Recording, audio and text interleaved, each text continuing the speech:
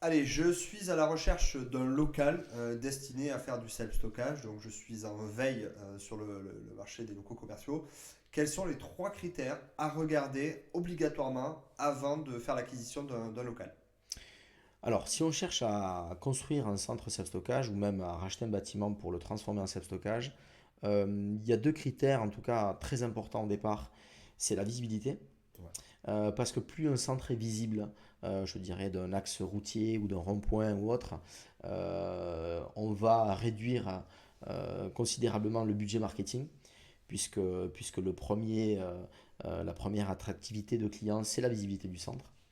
Ensuite, l'accessibilité, elle est importante aussi, c'est-à-dire que dans cette visibilité, il faut qu'il soit accessible, c'est-à-dire que être en bord de périphérie, mais périphérique, et si la sortie est à 3 km, bon, mais là, Ouais, ou on c'est perd trop un petit peu, bouchonné. donc à moins qu'on ait plusieurs centres à implanter, effectivement, pour créer une confiance, une image de marque.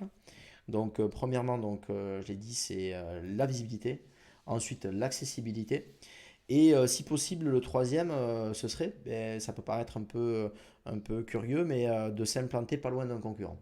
Mais d'un concurrent qui est déjà rempli, donc qui a quelques années derrière lui, et qui plus est, une enseigne si possible qui fait bien les choses, c'est-à-dire qui a une belle enseigne, un beau bâtiment, un bon service.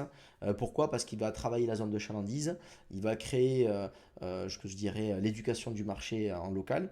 Et ça permettra donc à votre projet de bénéficier ben, de cette activité et de la dévier à vous parce que forcément il sera en taux d'occupation élevé. Donc il y a toujours des demandes de box qu'il ne pourra pas satisfaire. Et ça permettra ben, de faciliter le remplissage de votre projet.